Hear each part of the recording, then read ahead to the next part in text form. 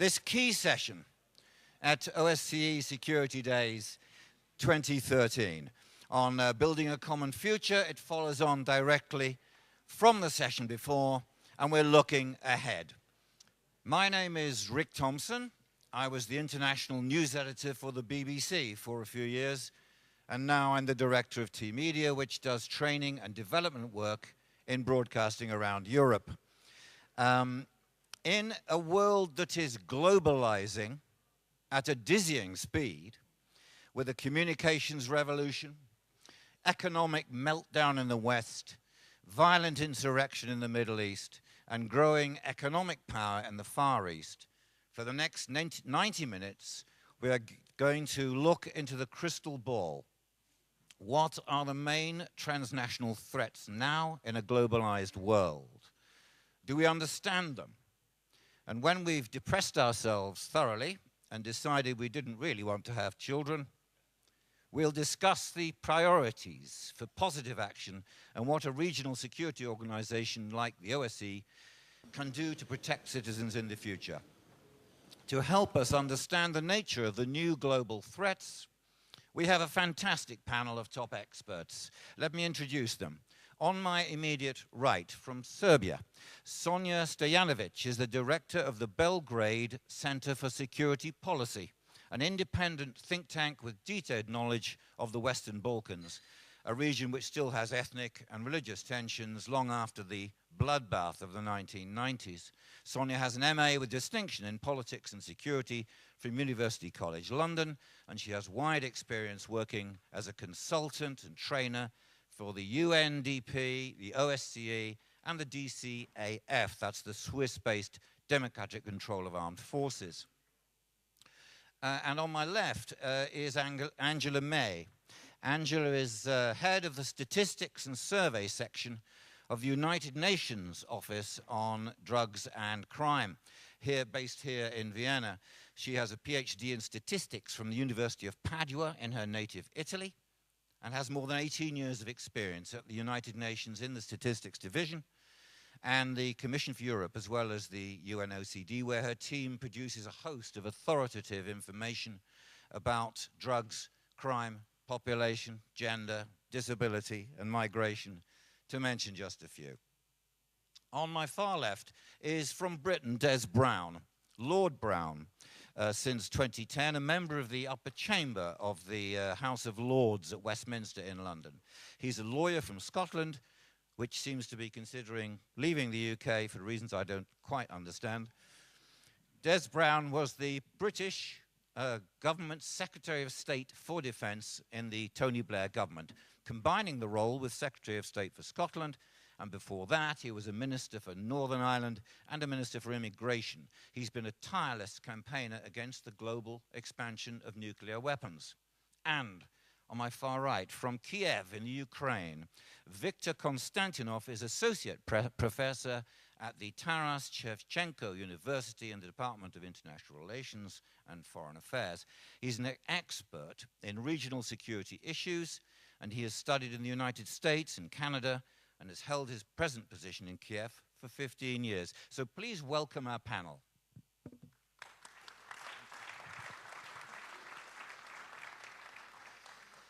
And I also want to welcome the people who are watching us live online at the moment, wherever you are. I hope you find it interesting, and we welcome all tweets and comments. I'll ask a few opening questions of our panelists, but this is going to be a genuine debate. So I really do want people to say, offer up their ideas about what they think the future threats are going to be. And just to encourage you, I'm going to give you a little digest. This is Rick's top 10 of global issues. So it may not be definitive, but I want you to think about your children or your grandchildren if you've got them. Imagine the little baby born in the hospital in Vienna today, which may well, he or she may well grow to be 87 years old and see the 22nd century arrive, unless he or she gets a beat. And so what are the main threats to these generations? What is the biggest threat to these generations? Here's my top 10. Have a think about it, and then later on, I'll ask you to put your hands up Say which you think is the biggest threat. Is it war and armed conflict? Is it drugs and organized crime? Is it terrorism? Is it political corruption? Is it a big brother state? You know what I mean by that? Orwell's vision of no independent media, total state surveillance, a failure of democracy. Is it economic collapse? That's the scenario that says, save lots of tins of food and buy a gun. Is it climate change? Because bearing in mind that the experts seem to agree now that there will be more disruptive weather events, but it will lead to food shortages, water shortages, and mass migrations. Cyber attack. In fact, the whole cyber world, is that the thing that you worry about most for your children? So social bullying, or in fact, more corporate attack than that. The idea that there are now organizations that can shut down main systems of government. Is it the energy crisis? Or shall we finally go for a new plague, viruses, or escaped chemicals? So I'll ask you later which you think is the most serious threat to the younger generations. Okay, let's get going. I'm going to turn to Sonja first. I mean, we've heard already this morning about macro ideas.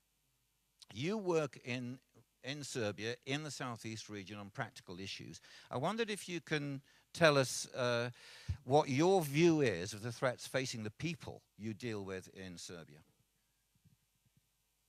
Okay, first point I wanted to make is that this panel starts with the assumption that there are some objective threats. And you listed a number of those that are frequently found in discourse. And my experience working as a policy analyst is that depending on who you ask, you get different questions. And I'm going to give an example from a public opinion polls we did on Serbian public. If you ask citizens what they're afraid of for their personal safety and security, you would find out, for example, in Serbia, that great majority of citizens feel very safe, 70 and 80% above. Belgrade citizens feel much safer than citizens of London, Paris, or Berlin, in a sense of their personal safety. But when you ask them who do they trust for their personal safety, none of the state-providing institutions come to the first spots. It's police that comes with 20%. That is the first. And for some reason or the other, we have military being beloved institution. It comes with 4 or 5% of protecting our personal safety. I'm making this point just to say that when you ask citizens about their personal safety, they feel safe. They're mostly concerned with economic issues, with economic security, and with the well-being of their children. But within this group, of course, you have differences between women and men, but that's similar to all the regions. But if you ask them about national security, this is where we get maybe the agreements on the discourse that has been discussed here, but disagreement with our neighbors on the source of these threats. So, for example, 2 years ago, we did a survey asking questions on threats to national security, and we used frequently mentioned threats in media. So it was a closed option question.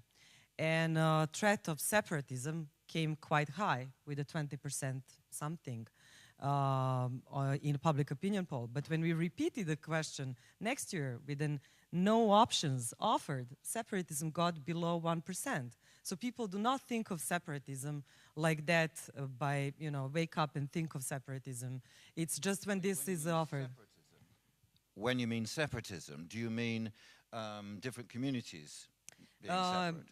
It means state territory falling apart because parts of citizens of our state do not want to live together.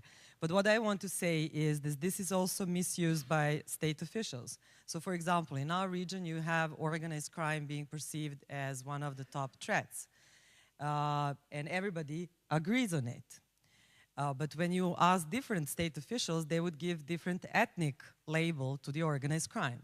So for example, state officials from my country would frequently talk about Albanian organized crime networks. And on the other hand, colleagues in Kosovo, I was in Pristina just a month ago, the major concern was with big, powerful Serbian organized crime in north of Kosovo. So it is this divisive vision of threats that perpetuates the cycle of threats. And then I just want to highlight, because we're in OSCE, then we come to fora like this, where the threats are perceived as objective, and there is a limited number of threats.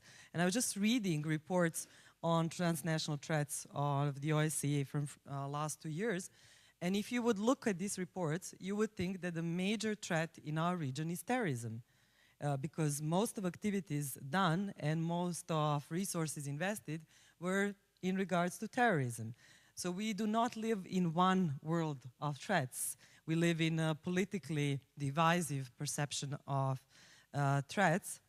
And if I would just conclude, in my opinion, from a number of surveys we are doing, I think one of the biggest threats that has been discussing also here yesterday is breaking of trust, but not that much anymore at the level of interstate trust, but between all kinds of elites, state elites, business elites, think tanks, so intellectual elites and citizens. So breaking this bond within the state and community, I think, is something that we all have in common, both in the West and Southeast, or whatever you want to call it.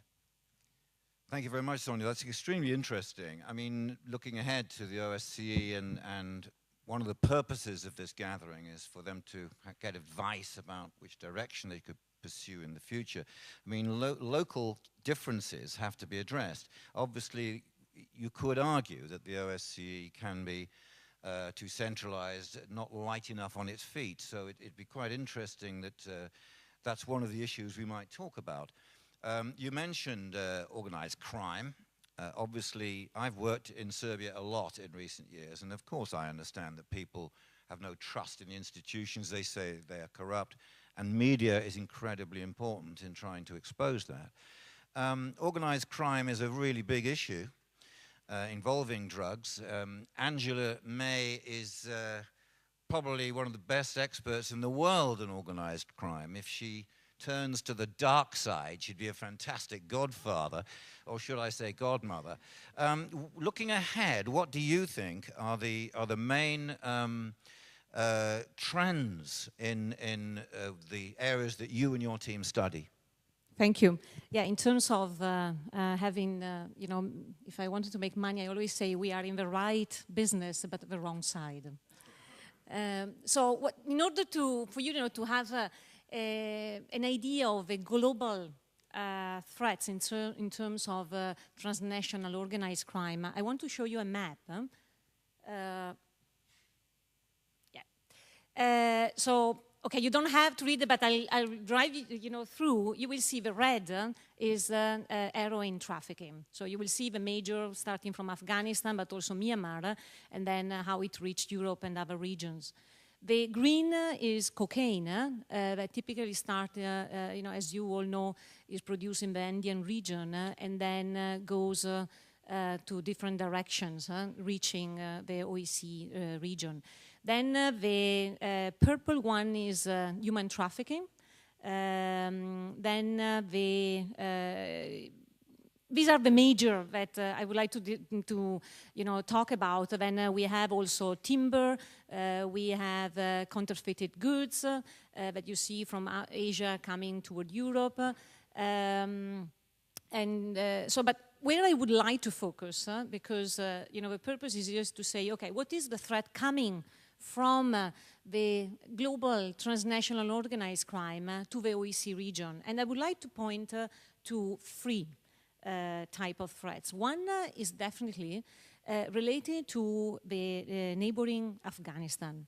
As you know, in 2014, NATO will leave Afghanistan.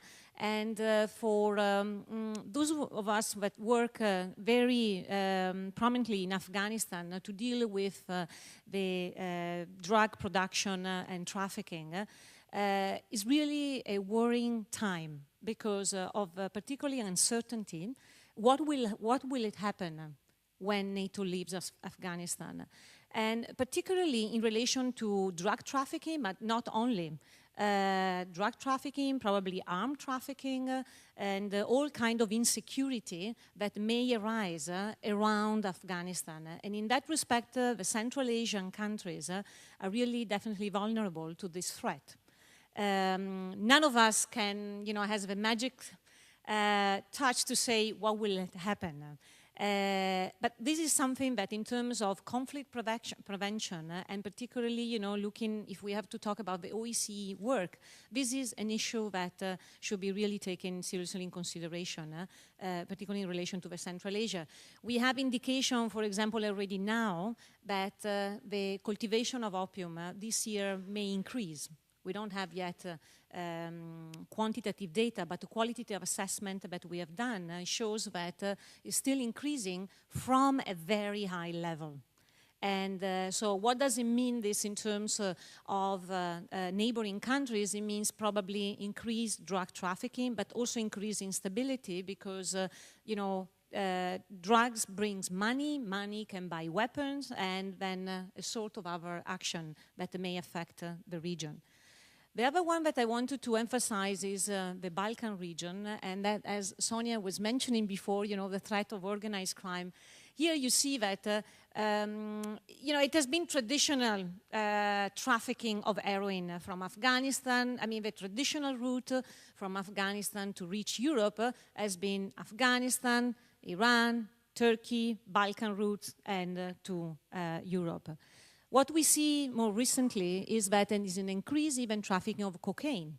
And so organized groups that were specialized in heroin before, nowadays, they trade both heroin and cocaine, again, enlarging their activities, their profits, and particularly increasingly from Brazil on the other side of the ocean, maybe less of interest of OSCE, but really Brazil is also increasing as a trafficking country. And apparently there are Balkan, people that, particularly maybe after or during the Balkan Wars, move to South America and to other places, and now they serve as link to the Balkans organized crime groups to deal with all of this trafficking of different type of drugs. And the last one that I want to mention, as you can see, all the arrows point to West Europe, because that's how organized crime make the money. And that's where, we see all convergence of all that kind of illicit trafficking of different goods, from drugs, from counterfeited, from human beings, being on human trafficking or smuggle of migrants, really all converging to Europe. And here I just want to, again, in order to be brief and say, to make another point that these are the goods. So these are the things that we easily see or that we may see in the street. But there is the flow of money where, again, if we talk about threat, that is something that, often the Western Europe feel untouched by kind of conflicts or type of insecurity relating to the traditional type of crimes, okay? But where is very vulnerable, and this shows where Europe is particularly vulnerable, is in the illicit financial flows. Because as you can see here, really that's where the money converges. And here I wanted to give you another example just to make, yes, and then that's my last point. This is the price of heroin, how it goes from Afghanistan to Turkey, and then it goes Europe wholesale and Europe retail. And I want to show you to give you an impression and to understand who makes money out of the illicit trafficking and where is the money made. And as you can see here, really the money is made in the, if you want, consumers market. So that in this particular case, is in Europe. So where, if I see the future of the threat, and where also to focus on security is also to look at this financial flows, because that's where the organized crime can affect the healthy systems that we have that may have long-term thank you very much. It's startling, isn't it? We have this alternative global society going on. Just briefly, I mean, reading your 2012 drug report, it must be a little bit disheartening for you to see the situation not getting better, but getting worse. Yesterday we heard from neighborhood countries, North Africa, and people neighboring Afghanistan saying it's perceptibly getting worse. So later on, maybe we can think about what should the OSCE be doing if this isn't particularly working. Now, should we be concentrating more on the social aspect where education becomes key and you try to make sure that people don't fall into this area? I'd like to turn to Des Browne now. We're very privileged to have him with us, a real expert on the big issue of threats of weapons of mass destruction, among other things. It's very timely. He and his colleagues, he's a co-author of this interesting proposition, which has just been published, and it proposes the idea of building a new security forum, which is a mechanism for getting the major players to agree large steps forward for mutual advantage. Looking ahead to the coming years, Des, what do you think are the big threats facing us in this territory? Thank you very much indeed, Rick, for that too large introduction. I don't really want to be introduced as an expert in anything. I have a degree of knowledge, but expertise, I think, is for others to judge. Can I, first of all, just thank the OSCE and the Secretary General for inviting me to contribute to this panel and to be here. And I should say that in 7 years as a minister in the United Kingdom government, I was never at an OSCE meeting once. I don't know what that says about me or the OSCE, and I draw no conclusions from that, but I just make that as an observation. I'm pleased to be here. This is one of my favourite cities. If anybody's listening, I'm always looking for opportunities to come back to Vienna. The second point I want to make is, well, I want to make two Scottish points. I mean, one, I want to kill the possibility that I will spend the rest of this time answering questions about potential Scottish independence by saying that my view unequivocally is that the people of Scotland will vote to stay in the United Kingdom. I'm not complacent about it, but I think they will. All of my life, they have been 30% in favour of staying, and the polling suggests that that's still the same. If anything, it's slightly increasing. So if that will maybe put some people's minds at rest or worry them, depending on their perspective. But my second Scottish point relates to your words of introduction in which you introduced me as a graduate of law of Glasgow University. I am not the only graduate of law of Glasgow University who has been in the news over the last wee while. The president-elect of Iran, President-elect Rouhani, is a graduate of a Glasgow University in law. It's caused a number of my friends who know me some deep concern about where Iran's going to end up.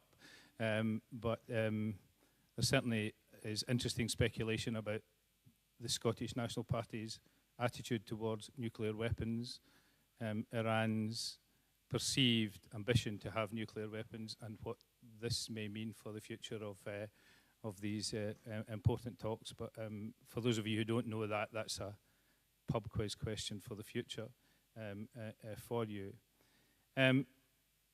You asked me in inviting me to take part to speak to my perception of the threats that exist in the area where I have some knowledge. And as I am more than full-time now the convener of the European Leadership Network for Multilateral Nuclear Disarmament, Non-Proliferation and Nuclear Security, I intend to come into this discussion through that particular spectrum.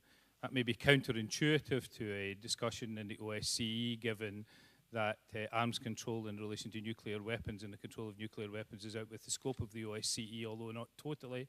But that's the way I want to come in for a particular reason. But before I do, if I may, I just want to make one comment on the two contributions that we've already heard. I mean, I live partly in Scotland and partly in London because I'm a member of the House of Lords.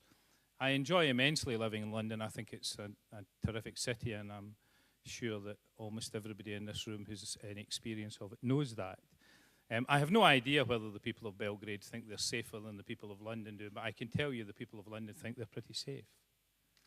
The people of London, live in a city where the final manifestation of almost all of those threats that you enumerated and those trafficking flows that you described in that very interesting diagram, where a lot of that ends up.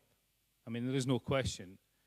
We have the manifestations of all of that, including this deeply polluting effect of tainted money in our commercial and financial system, which is corrupting it very badly. But it is all there. But it doesn't make the people of the city feel any less secure.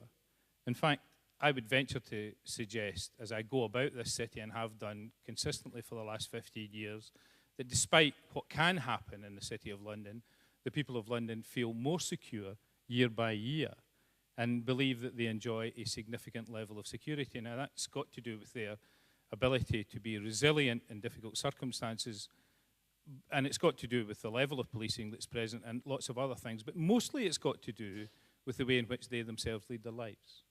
It's got to do with their confidence in each other. And it's got to do with the fact that this city, in a large part, is a very young place. It's got a lot of young, ambitious people from all over the world who want to live their lives in a particular way that's very tolerant and very open to other people. And they don't depend on structures of security to provide their sense of security. They depend on relationships. And it's very obvious, and I can see this as I move around different parts of the city, including areas where some people would not want to be late at night, but where I feel very comfortable. But let me just turn to for a few minutes, just to the threats as I perceive them in the area where I have some knowledge. I mean, in relation to nuclear weapons and nuclear materials, the fundamental threat we face is a threat of complacency. We have in this world, depending how you count them, about a third of the nuclear weapons that there were at the time of the Reykjavik summit, which I think was in 1986. We have, variously, depending how you count it, seen the United States, for example, reduce by warheads to the tune of 85% since the end of the Cold War, in our own country, 75%.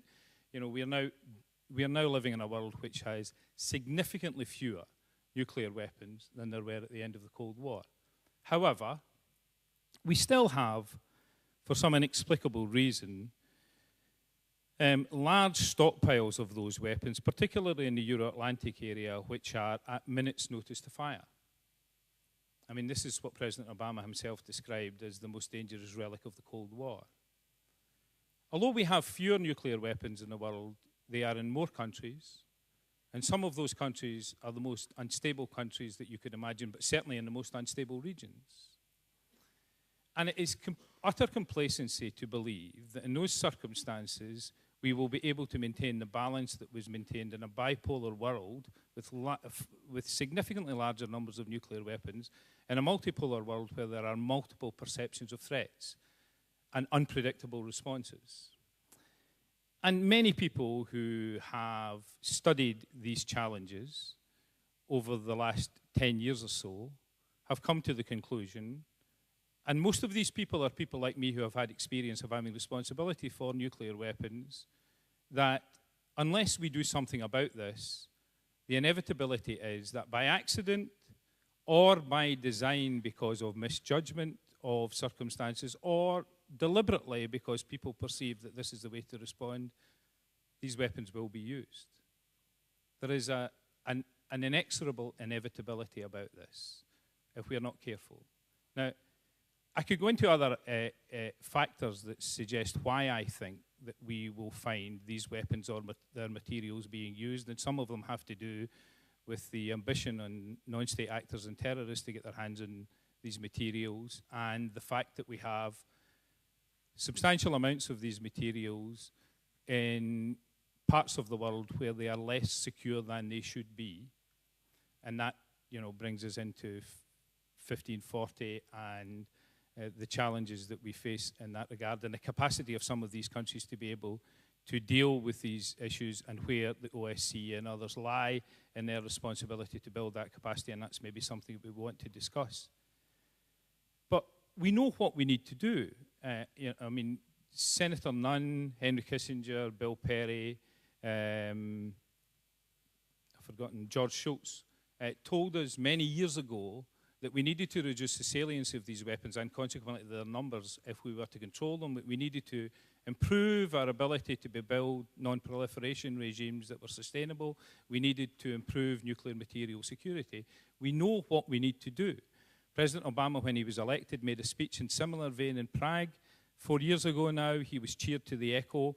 Almost every one of our countries is led by somebody who, if he's not a member of Global Zero, at least buys into the idea of a world free of nuclear weapons. Despite the fact that we know what we need to do, then nuclear armed states in the world plan to spend $1 trillion in the next 20 years modernizing or developing new nuclear weapon systems. Now, from our perspective in the area that we have responsibility for in this Euro-Atlantic zone, the reason why that is the case is because our security is frozen in a Cold War paradigm.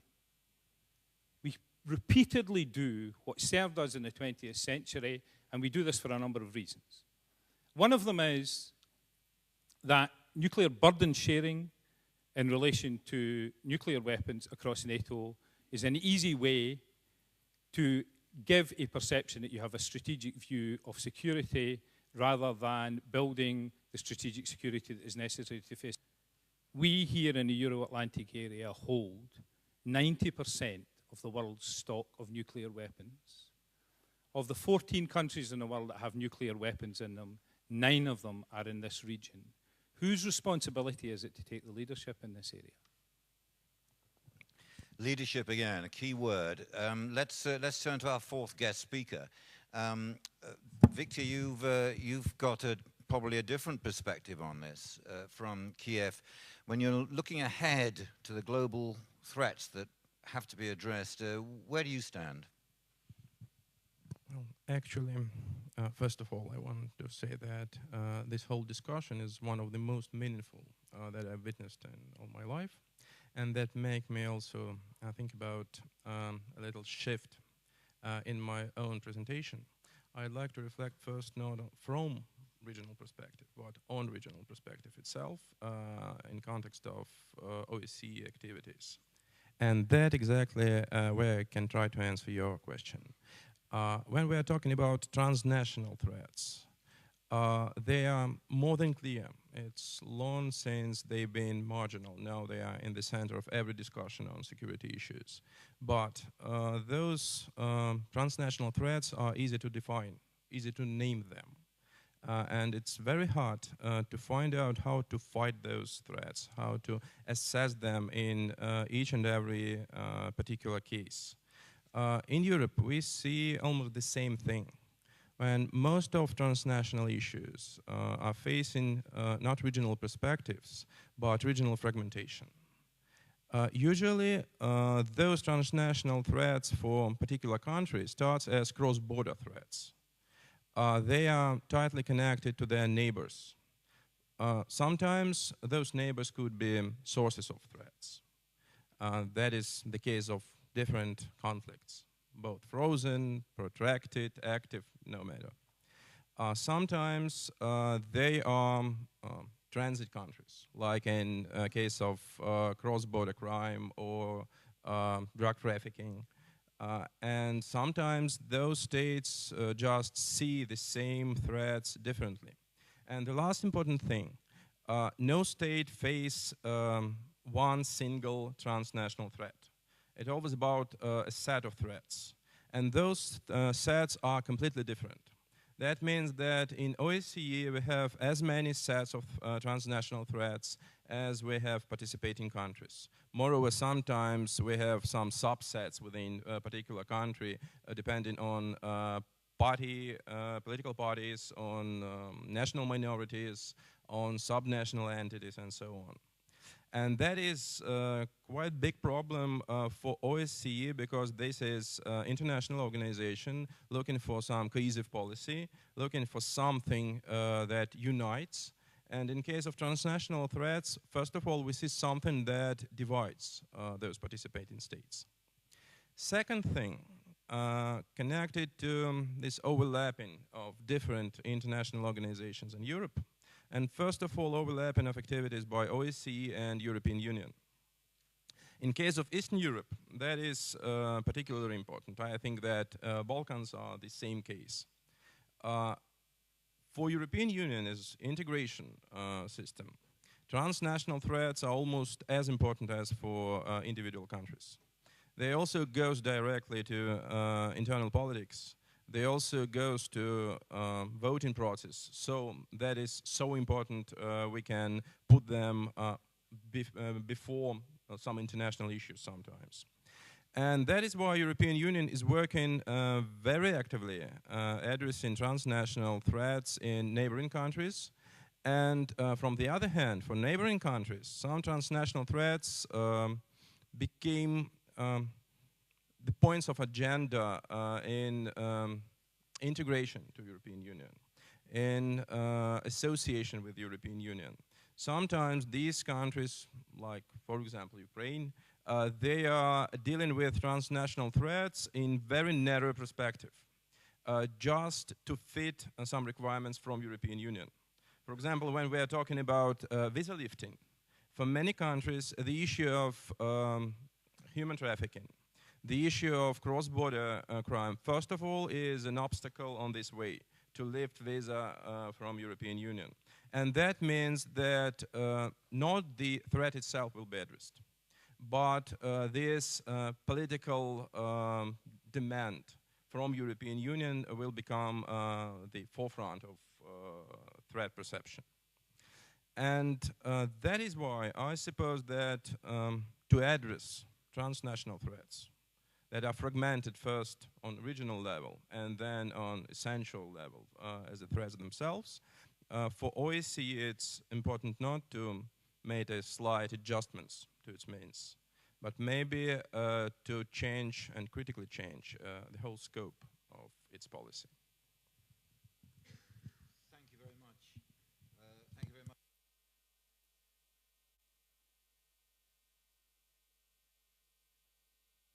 Is a problem where you work? Sorry about that.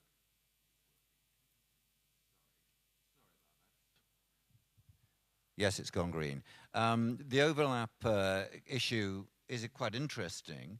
I mean, there is a political reality. There is a political cycle. The OSCE can produce continuity.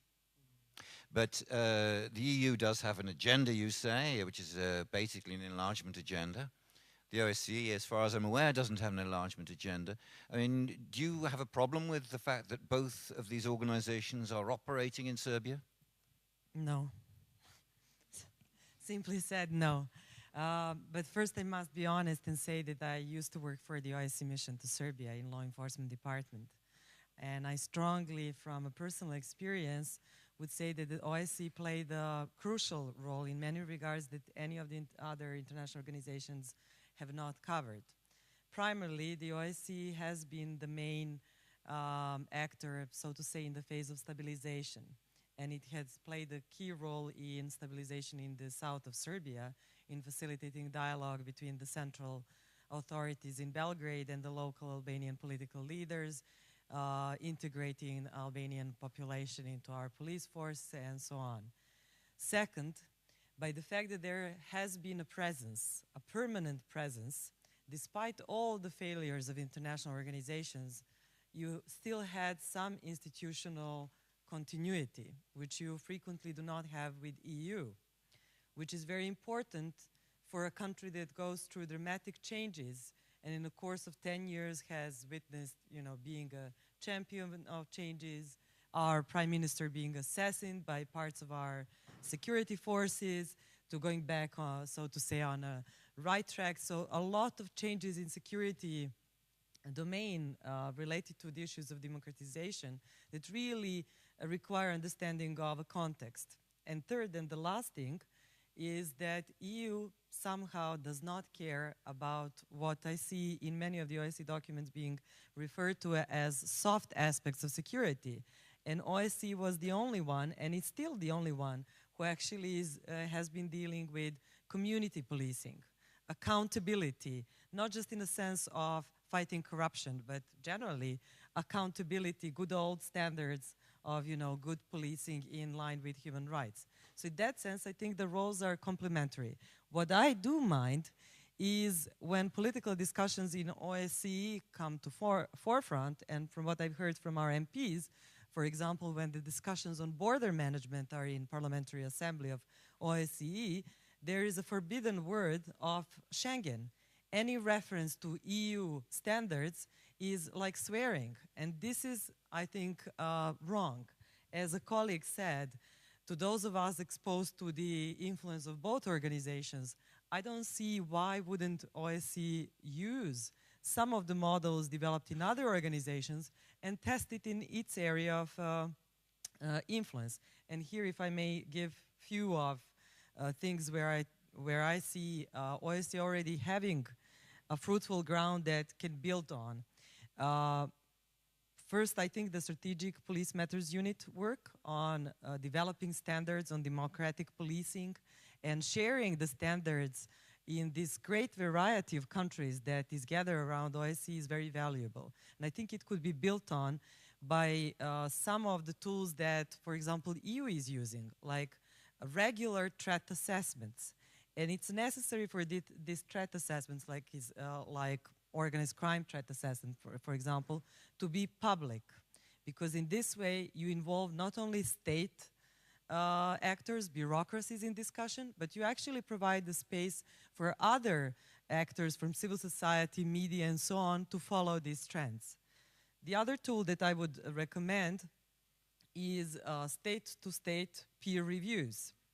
Because in many of the cases that we are discussing now, actually the problem is located with the state. It's not just the civil society out there organized in organized crime. Many times it has been sponsored by the state authorities. So how are you going to tackle that in a diplomatic way, if not at least allowing for peer reviews and, you know, discussing these findings, and in that way putting pressure on these countries? So to sum up, I think OSCE can use models developed in other organizations and can contribute to testing it in the greater variety of cases, and should not shy away from other models and from what it's doing well, and this is also soft aspects of security provision. Okay, so if you want to join this discussion now, I very much hope there will be people who've got something to say.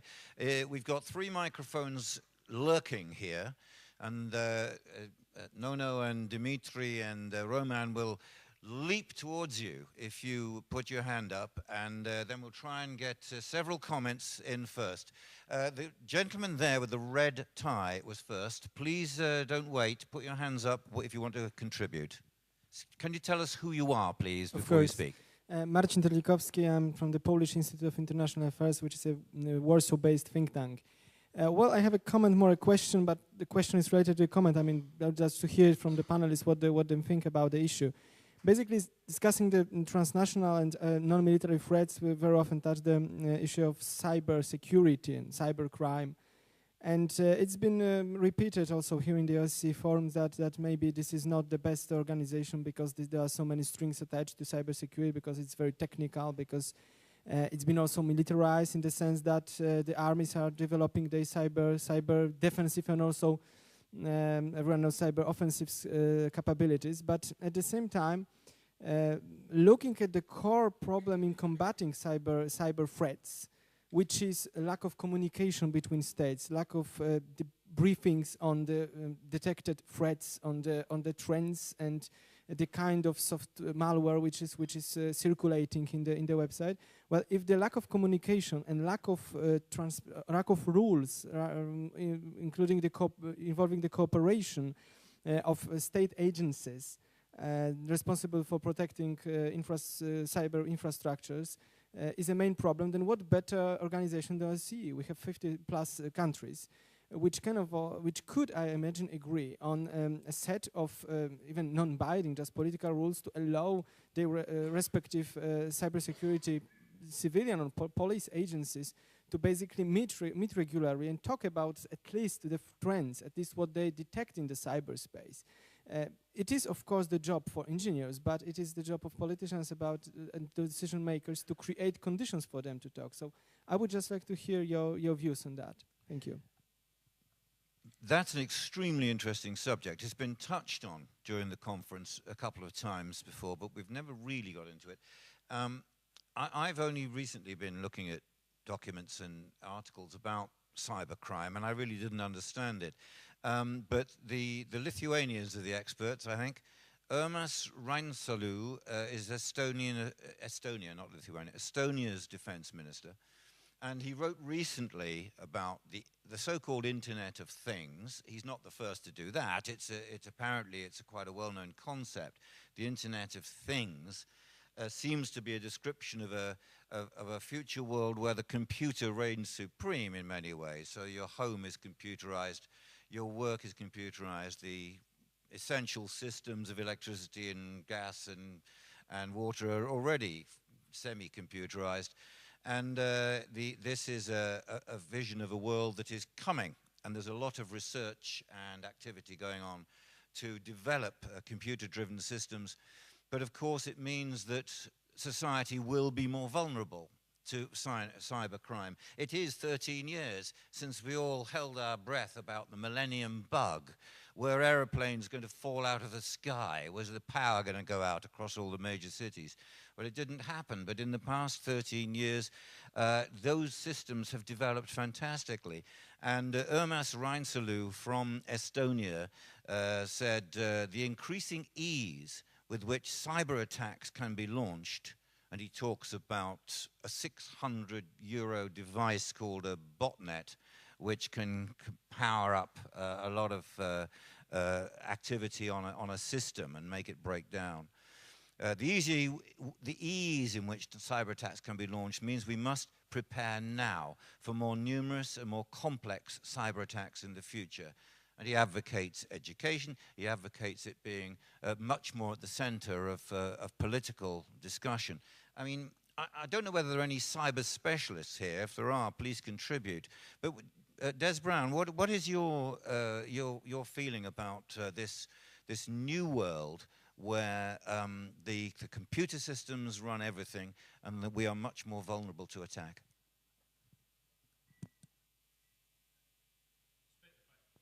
Despite the fact that I'm a member of the House of Lords, I do use computers, but that I don't hold myself out. I don't hold myself out to be an expert in relation to this. But I was in the last panel. I think Jim Collins said that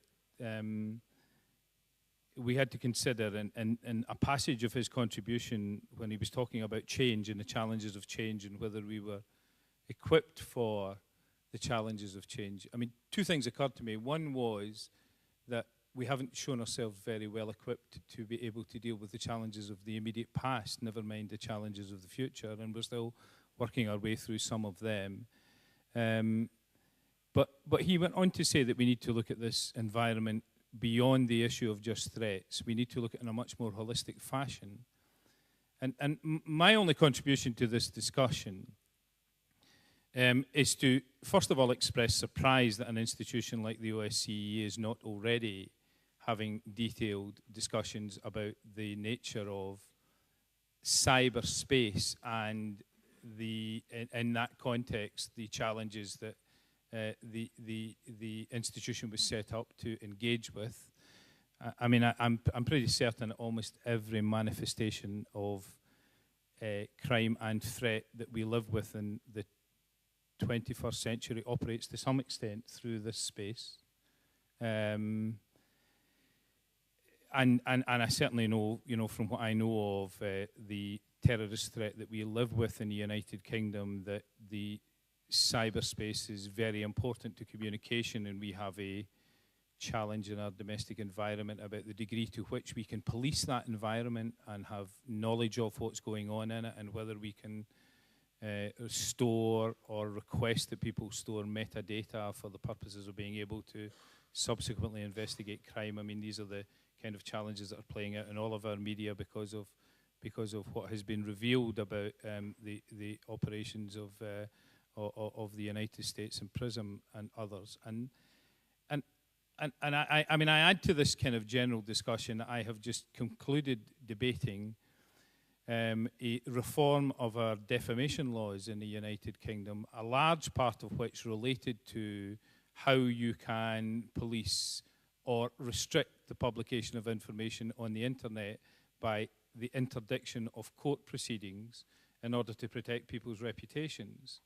And the reason that I come at this in this fashion is that this debate has a whole other set of players who value this unregulated space, who would protect it. I mean, in the case of Julian Assange, to the risk of his own personal liberty and his future, there are some very strongly libertarian views shared not just by people who make money in this environment, but people that believe this unregulated space is very important to the way in which they lead their lives and to their ability to be able to communicate and to make their own personal choices. And I, from my own experience in government and the challenges that we face daily in government in the United Kingdom, and sometimes are visited upon us by decisions that other countries make in relation to what they do here, suggests to me that the solution to this does not just lie in the hands of sovereign governments, even if they come together in institutions. You know, this developed network is owned now by lots of people who have substantial commercial interests and by others who have substantial investments in it in the way in which they lead their life and are very powerful in their ability to be able to advocate for continued independence in that area. This is a much more complicated discussion than the ability of 50 plus or even all of the countries of the world to decide somehow that they were going to try and regulate, if that was possible, which I don't think it is. But I still think they would face a challenge from outside and forces from outside that would open up and use that space in a way that they did not want and would wish to regulate but couldn't. Yes, it's a scary world, isn't it? I can remember a time when there wasn't even a personal computer, and now we're talking about the ability of people to leak and put information out there, which may be embarrassing for governments that want to keep it secret. We're talking about the home level, where, you know, what are my kids able to watch on my computer? So this whole unregulated world is an extremely interesting one, and I very much hope that it may rise up the OSCE's agenda in the future. Viktor, you wanted to say something on this subject. Yes, that exactly goes to the classical type of transnational threat, the one that affects not only states but individuals. And while states can protect themselves, they do that on national level. They have NATO and other organizations to fight cybercrime, to fight cyber attacks. For individuals, that danger is no less important than physical violence, than violation of basic human rights. I guess that is exactly the place where OSCE can step in terms of human security. And it was pointed out here in yesterday's discussions, that for many activists, political activists all over Europe, for many non-governmental organizations, umbrella of OSCE could be a powerful stimulus to act. And that is also a possible way to act in terms of human security, to unite those efforts from civil society, from international non-governmental organizations, from national non-governmental organizations. Thank you very much. And the Secretary General is right here in the front row and he's listening extremely attentively. But that's a very interesting suggestion.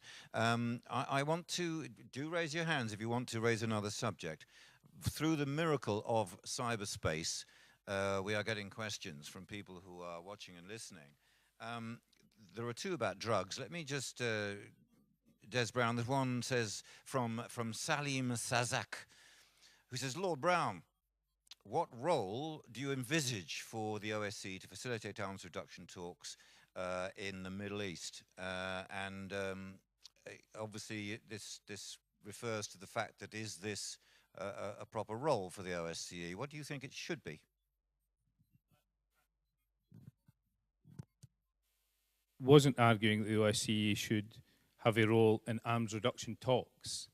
I was suggesting, you know, on the basis of this agenda, which follows on from the easy conclusions seamlessly, that there is a role for the OSCE in the Euro-Atlantic space for providing an opportunity for sustained dialogue, military to military, senior official to senior official, on a range of challenging issues, from space all the way through to cyber threats, against a set of achievable challenges which have been set out there in an agenda, a timed agenda, by a credible group of people, all of whom have significant personal history in this area, and all of whom believe this is achievable. There is a role for the OSCE to facilitate part of that discussion in order to build the necessary political capital for political leaders to mandate more challenging discussions of this nature, with a view to releasing us from the straitjacket of 20th century, a 20th century paradigm of security, to a 21st century one where we can release significant resources from defending ourselves against each other when there is no possibility of us being at war with each other, in order to use those resources to meet the challenges of the threats that are real to the way in which we live, that come from outside of that area.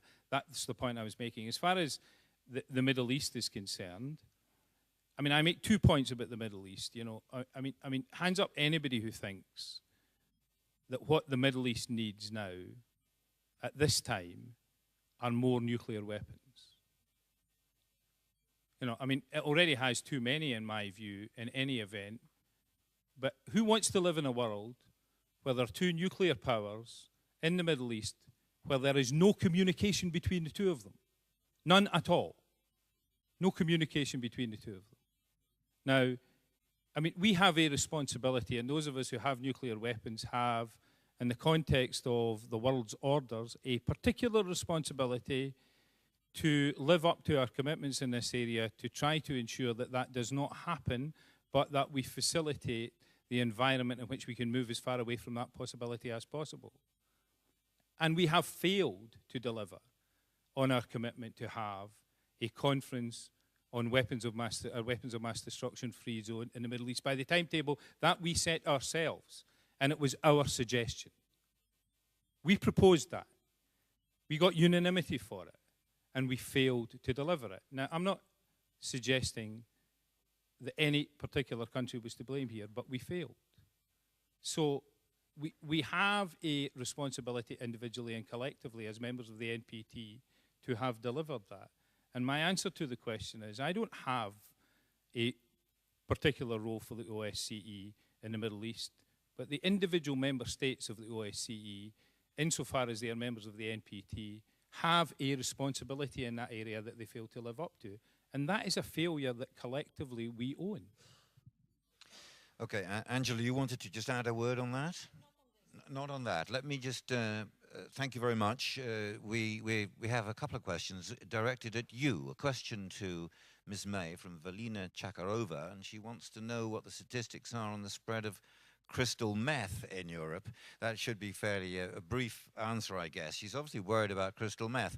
And Yelchin Rafiev asked the more difficult question: what on earth do you do with the cultivation and export of hard narcotic drugs in the conflict-afflicted territories, which are basically uncontrolled? I think you must be thinking about Afghanistan. That's a big question. What do you do about that?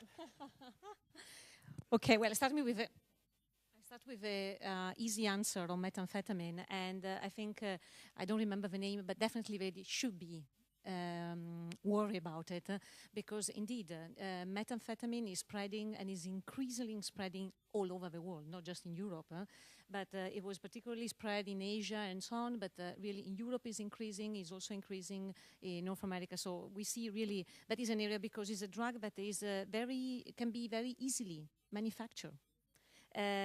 So that is and can be manufactured everywhere. It's not like opium. You have to be in Afghanistan or in places where the nature give you the possibility to have it. Methamphetamine can be manufactured everywhere.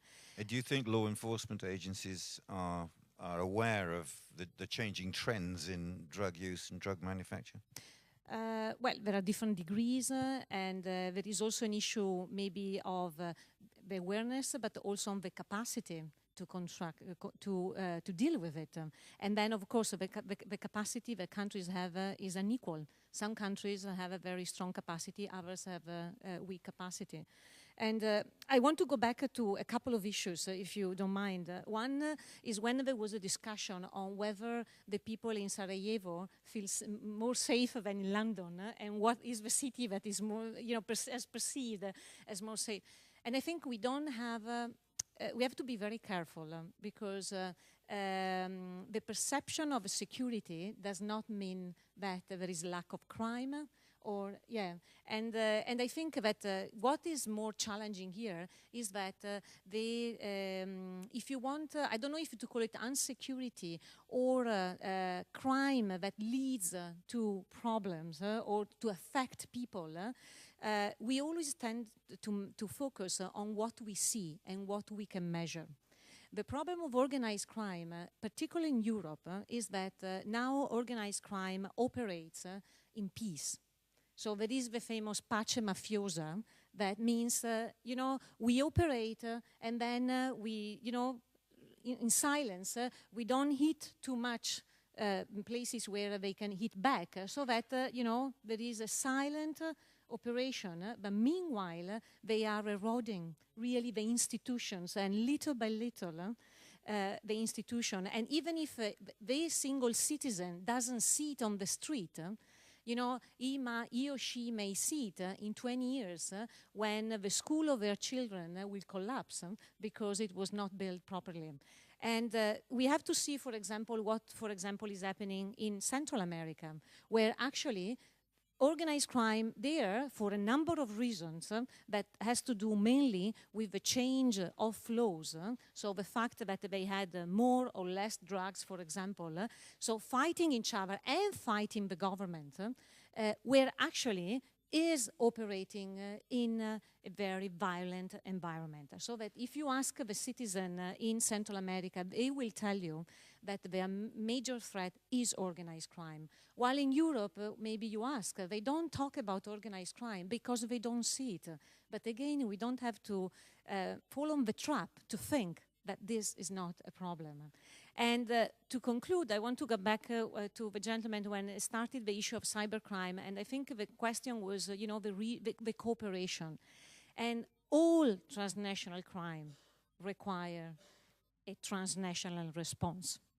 So the response to that is really the regional and international cooperation, but real regional international cooperation, because often, what we have, even when, and I think even in OSCE region, is that when we say, okay, we have to fight together this crime or this issue, again, we have to be conscious that we are dealing with unequal capacities, unequal visions, probably.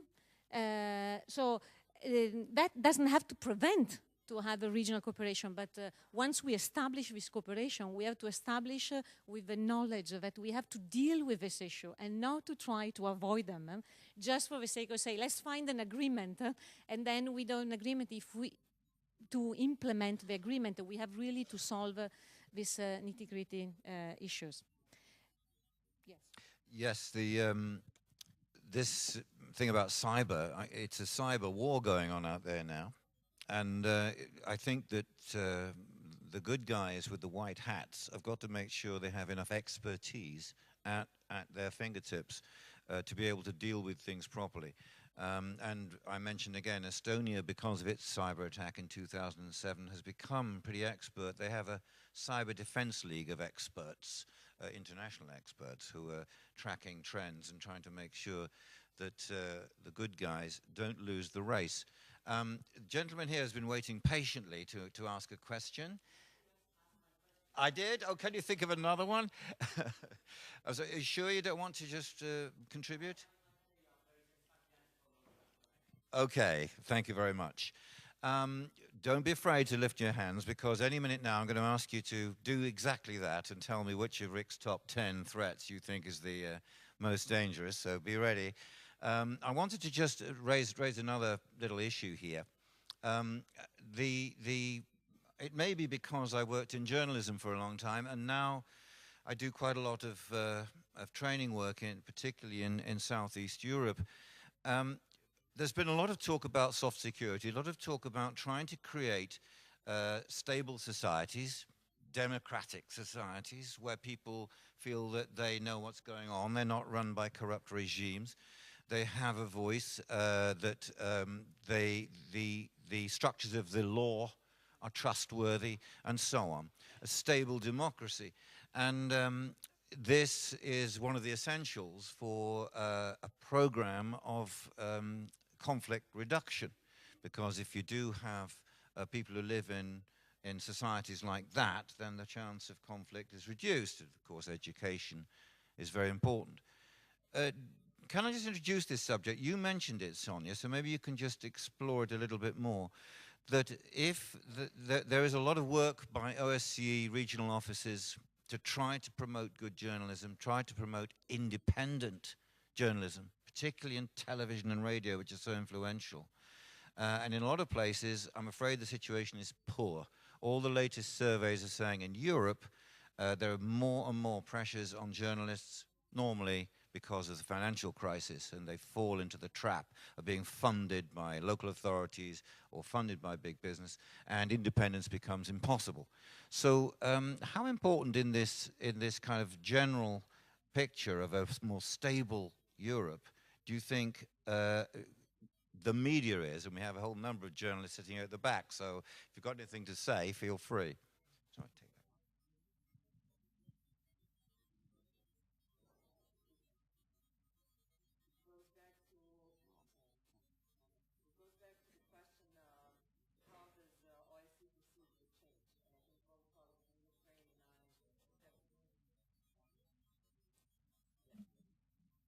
So the theory of change behind the OSCE. A number of speakers have said that its added value is possibility to convene all kinds of actors, not just state actors. And I think in history it used to be, but no longer you actually see the overlaps of the different fora. We have a number of civil society and media representatives here, but there is not really a continuing dialogue, so to say, between the state representatives and civil society and media. And my argument would be in favor of addressing a number of these threats as perceived by citizens by actually involving non-state actors such as journalists and civil society. And it has proven, at least in our part of the world, that investigative journalists were the one and only tool actually to bring to the light the problem of organized crime, for example, showing this invisible hand of state behind the crime. Using public sources, using hard data, policing methods, but with public sources and coming to the same results that probably our investigators had, but were not allowed to pull out of the drawer because of the political reasons. So that's why I think that for the problems where actually the state is the source of a threat, it's very important to find other partners and for OSCE to think of having parallel fora of communication between state and journalists or civil society. But just one more point. We've discussed yesterday the social media and the engagement of citizens and so on. Journalists can play a very important role in bringing things to the front, but they can also play a very divisive role, especially when it comes to a conflict. And those journalists that bring to the fore both the problems created by the state, but also perspective of the other, are also very often in the biggest danger of all actors in political process. So there should be also a thought of how to ensure protection of these kind of activists, like investigative journalism, journalists or human rights defenders, for example. So, we are now looking ahead to the OSCE's priorities.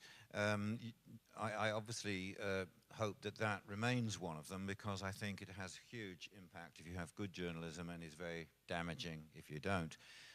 Let's have our little vote now. So are we ready? You're going to put your hands up, definitely. It won't hurt. And so, which is think of that little baby in the hospital. Their future is before them, and which is the biggest threat to the happiness of this generation? So here we go. Hands up if the biggest threat is war and armed conflict. 1, 2, 3, 4, 5, 6, 7, 8. You're getting a few votes in here, Des. Second, is the biggest threat drugs and organized crime?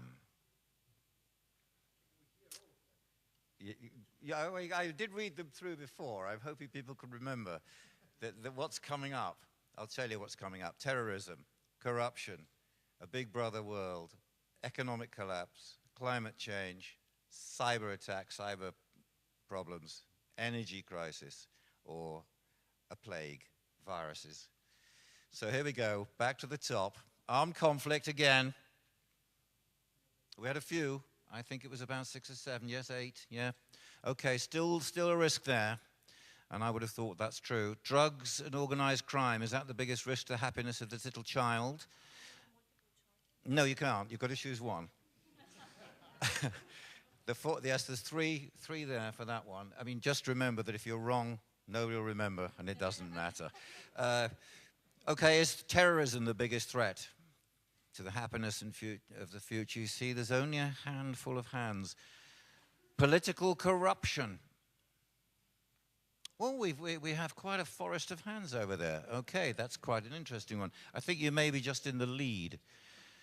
How about the idea of mass surveillance, Big Brother, no independent media, failure of democracy? We've got 2, 3, 4, 5, 6, 7, 8, 9. That's probably equal first 10. I think the journalists are voting en bloc on that one. Okay, economic collapse. This is save tins of food and buy a gun. Economic collapse, which leads to social collapse. The Armageddon scenario. Who's been watching post-apocalypse films? This is well ahead now. You've got quite a lot of votes for that one. So this is the risk. Yes, all the economists. How about the biggest risk to the happiness of this child being climate change? Let me remind you, we're talking about not only flooding, but food shortages and mass movement of people is what they're predicting. Well, I think that's not in the lead. I think we've still got economic collapse. 3 more to go. Cyber attack. Is that going to be the biggest threat to our happiness in the future, the rest of this century? There's quite a few people who think that. Energy crisis. You can add to that resource crisis, if you like, energy and resource crisis. Energy crisis, people know it's there. You're not voting twice, are you? There's about 4 votes there. And finally, are we all going to be afflicted by new plagues? We've heard we're going to die of bird flu, we're going to die of SARS, and people are making nasty things in laboratories. Is that the way that we all die? Not with a bang, but with a sigh. Anybody think vote for the virus being the biggest threat to our future? Well, there is 2. 2 people are worried about that one, but I can now declare that this forum thinks that the biggest danger to us is some kind of economic and social collapse. So to end this key looking forward session, we need to advise the OSCE. We've been asked to be a consultative body.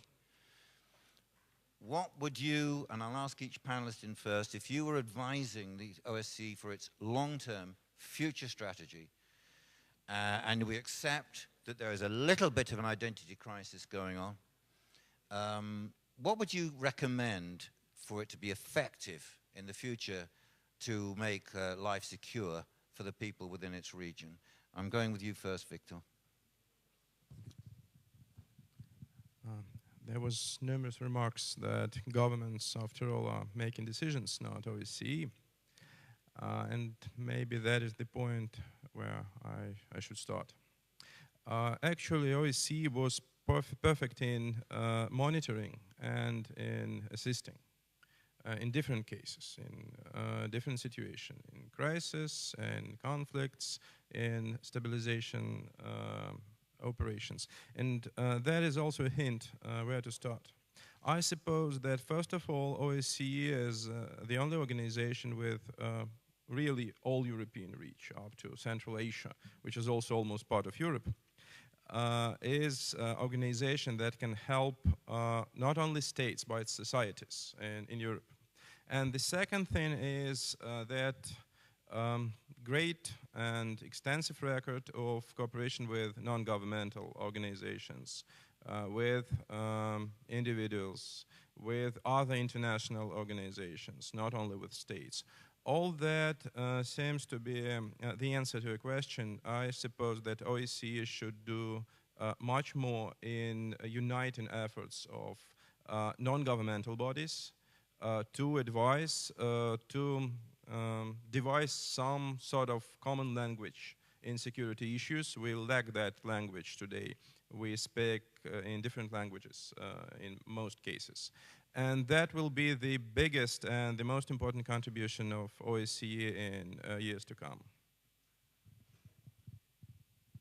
Thank you very much. Thank you very much. And Sonja, let's hear what you think the OSCE should do. But I'm particularly interested in whether you think it's too centralized. I mean, I've spoken to people in places like Serbia where they say Vienna is too controlling and they don't trust the locals. Do you think that's fair criticism, or is it just a general complaint? I think it's a general complaint against all international organizations, and I would strongly recommend a book by Sarajevo author Nenad Veličković called Sahib, an excellent book on IGO's functioning that I got with the dedication of a friend saying, do not show it to a member of a family or a close acquaintance. But I'm not going to complain about how international organizations function.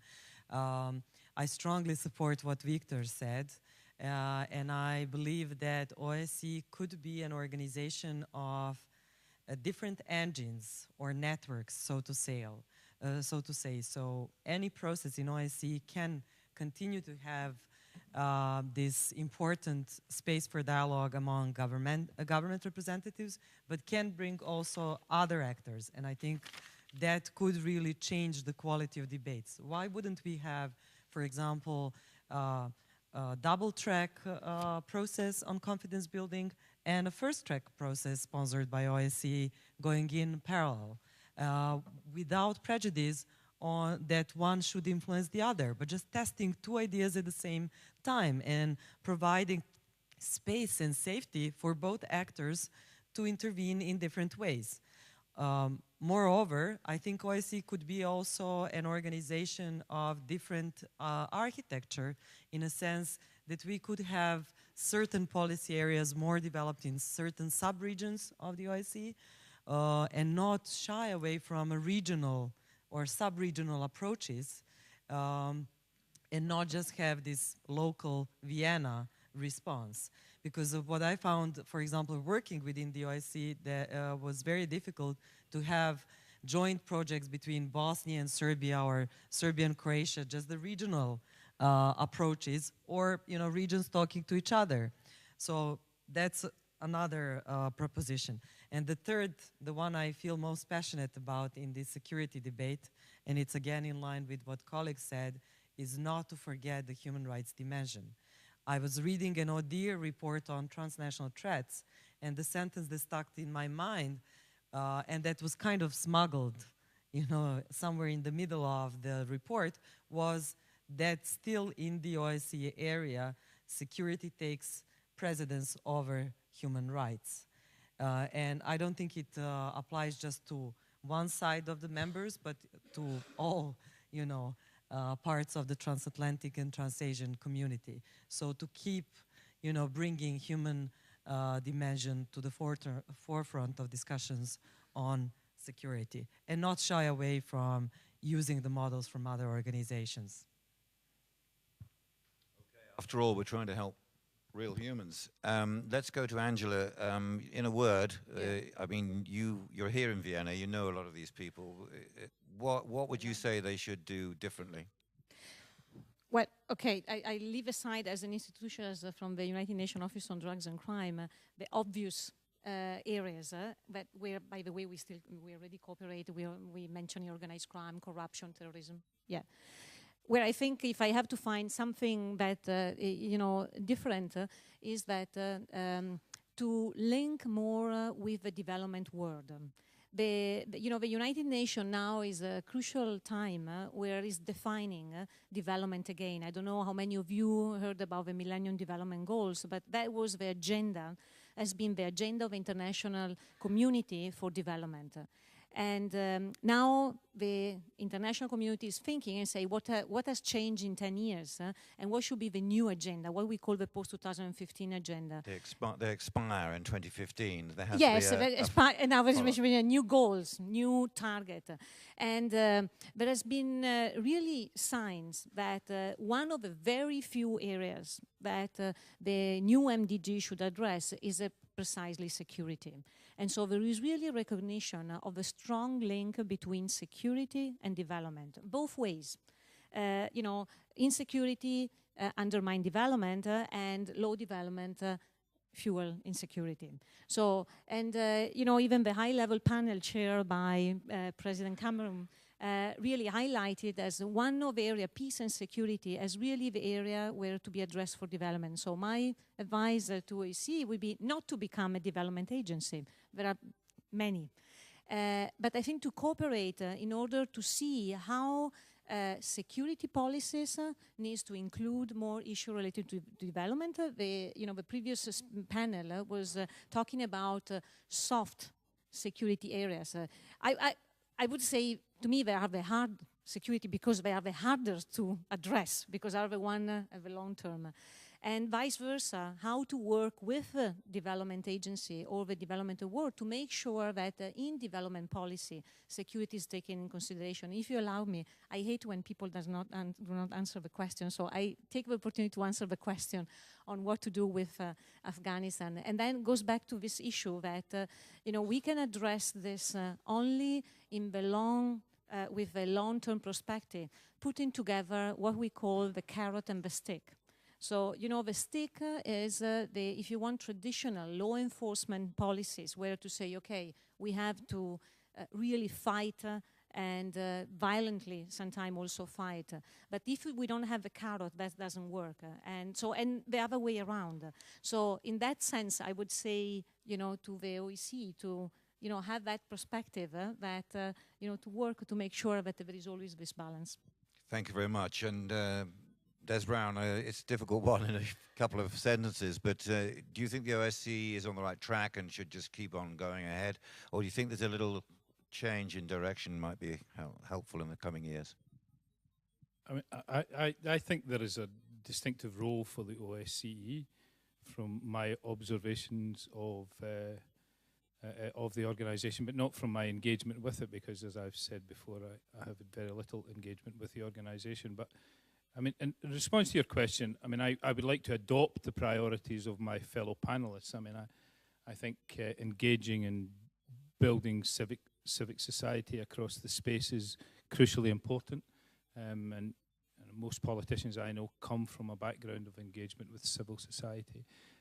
So it's kind of in our DNA. I practiced human rights law before I became a politician, a full-time politician, and I have an affection for the rule of law and the role that it plays, and I agree entirely that we can't ever afford to take our eye off the necessity to respect human rights.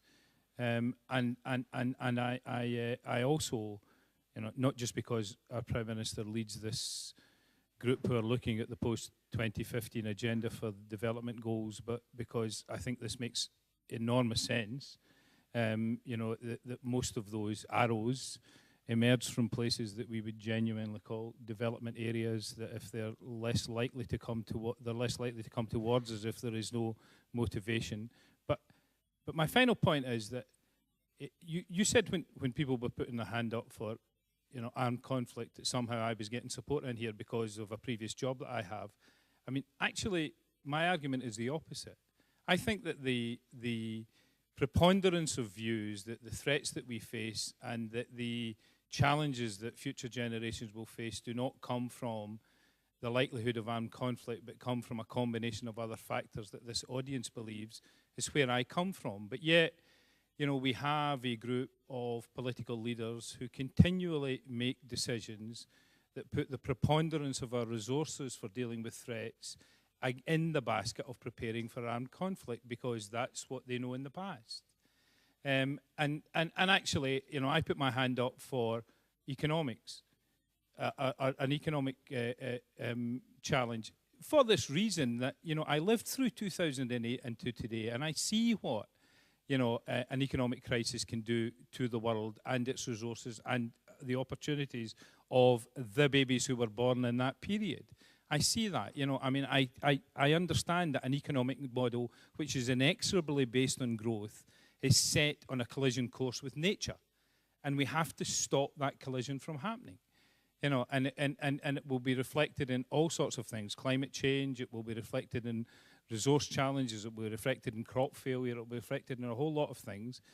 And what we have at the moment is that we have resources being spent on hardware for a conflict that most people don't believe will ever happen.